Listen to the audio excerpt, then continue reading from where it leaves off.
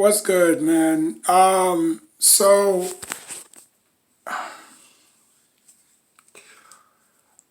So this, I'm just sitting down in the toilet, you know what I'm saying? So today's video is about, um, again, the New York Giants.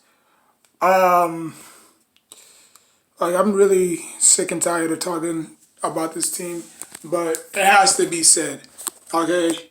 Um, First off, the Giants fans need to get this through y'all skulls, right? The Giants are who the Giants are. Out of all my time watching the New York Giants, they never changed. Their philosophy did never change. Their mindsets never changed. Their demeanor has never changed. They are not a team that's going to go out there and score at will. Now, if they have to, yes. Once in a blue moon, yes. But they're the type of team that's not going to um they're the type of team that's not going to go out there and score at will. The Giants was never a offensive juggernaut. They was always based on defense. From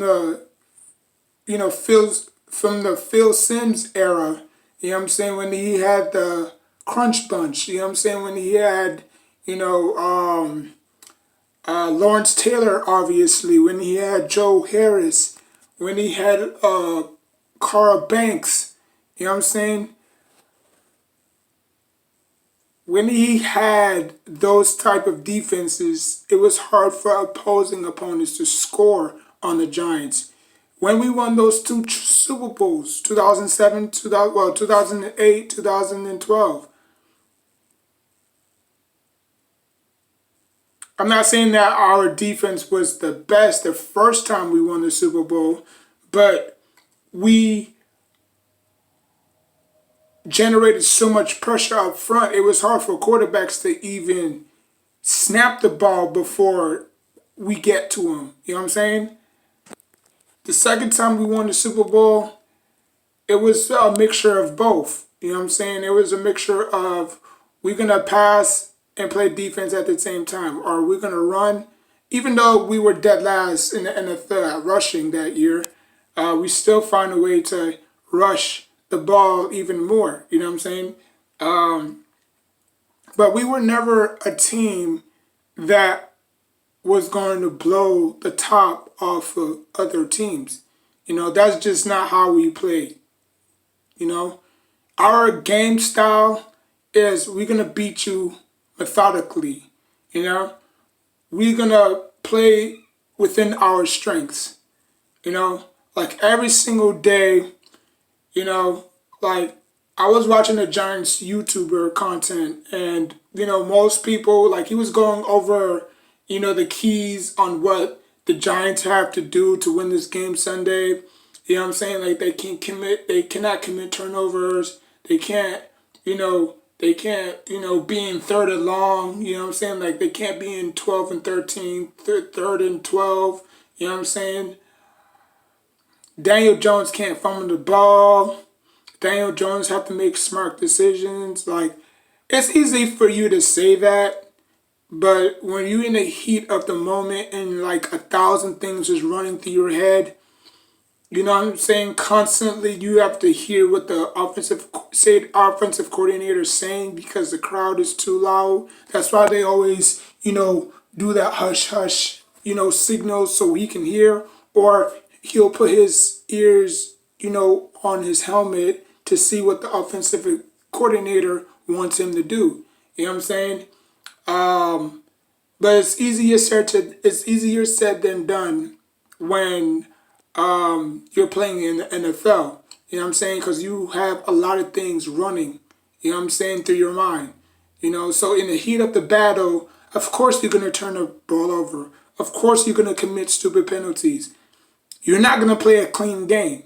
You're just not. You know, and I'm being real with y'all. Y'all think like y'all been watching the Giants for years. When did you ever see the Giants get up to a hot start? What the last time they got up to a hot start was what 2016. If you wanted to go back even further, 2009 is when they got off to a hot start. Since then, they haven't really proved that much. They lost against the Cowboys week 1. They lost against the they lost against the Jaguars week 1. They lost against the Steelers week 1. Now they face the Broncos. So you see the pattern, right? I mean, obviously, if you remove the Dallas Cowboys, in the past 4 years, the Giants have faced the Jaguars, who had a pretty good defense or solid defense, either way you want to slice it. The next following year, they faced the Steelers, who everybody and their grandmama thought, oh, Saquon Barkley is going to run through this defense. What happened in that game? We got shut down, okay? Saquon Barkley didn't do a damn thing. We got shut down bad, and now this year, we face the Broncos. So if you think the Steelers' defense was worse, now I'm not saying that, the Broncos have this almighty, elite defense. You know what I'm saying? I think the Broncos' strength on that defense is their secondary. I think they have a lot of ball hogs, and they have pretty good pass rushers in Chubb and Bradley Chubb and Von Miller, who's coming back from a knee injury. So you think running on the Broncos, passing on the Broncos is going to be easy? Nah, I don't think so. I don't think so.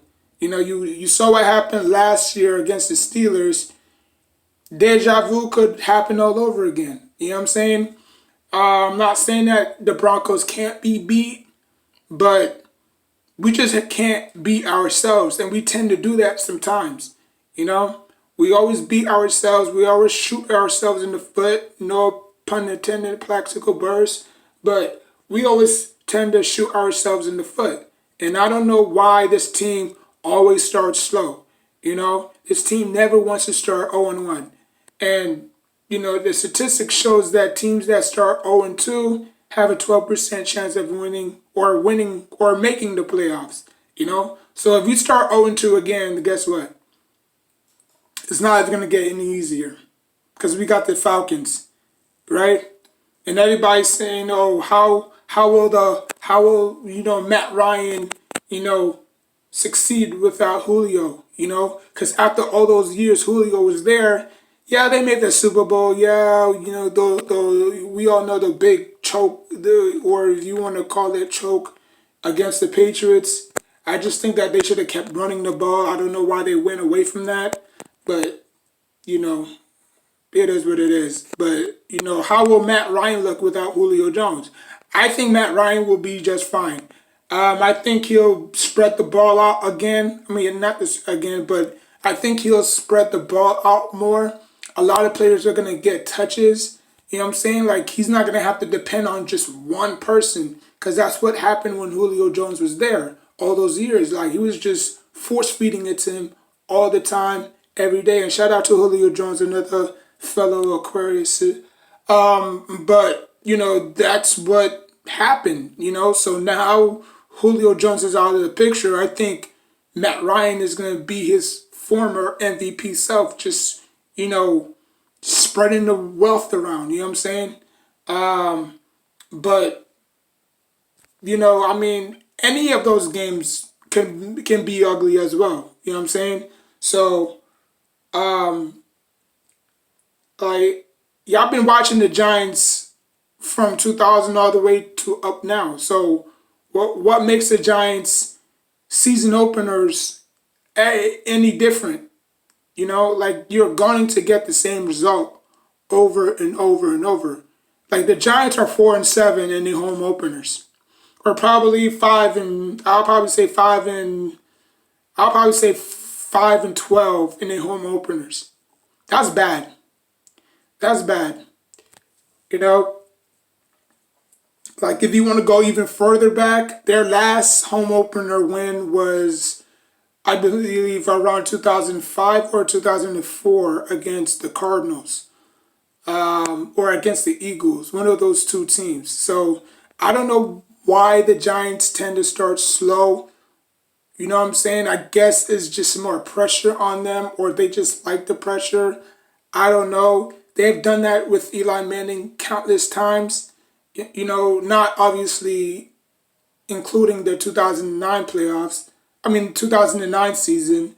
Um, but, 2011, when we was trying to repeat as Super Bowl champions, we lost against the Washington Redskins week one. And then after that, we turned around Monday night and we beat the Rams on Monday night game. So I'm a New York Giants historian. Like I really know my Giants. I just don't care to talk about them because they do stupid junk like that. If they can just get off to hot starts, home openers, this team would be great. But they don't. Every single time they kick off the season, it's always 0-1, 0-1, 0-1, 0-1, 0-1. Like, it's just mind-boggling. I mean, y'all can say all the right stuff y'all want to, but at the end of the day, those players have to go out there. Those coaches have to prep those players to go out there and execute those plays. You know what I'm saying? Mistakes are going to happen. There's no game in NFL history where a team went out there and played excellent unless you're like a college team. You know what I'm saying? But there's no, I mean, yeah, there's a few quarterbacks that went out there and, didn't drop, you know, didn't force a turnover or didn't throw a turnover in the whole entire game. Or Saquon Barkley, he didn't even fumble his first 2 years. His rookie year, he didn't fumble, and obviously his second year, he got hurt. So, obviously, what makes you think that Saquon Barkley won't fumble the ball two times in this game? You know what I'm saying? So, there's a first thing for everything. You know what I'm saying? So, take it like a grain of salt. But, we'll see Sunday. I'm not going to talk about this anymore because, football or the NFL is this Sunday. So, we'll see. We'll see. I know I'm right. Knowing the Giants for 29 years, that's how long I've been living. So for 29 years, I've known this team like the back of my hand. You know what I'm saying? Like I know how they operate. I know their weaknesses. I know their strength. You know what I'm saying? Like I know everything about this team because obviously I was a fan since '04. You know what I'm saying? Obviously I can't go back because, obviously, I was born in '92. So, I mean, I can only, know what I know. So like, comment, subscribe. Until next time, take care of yourself and each other.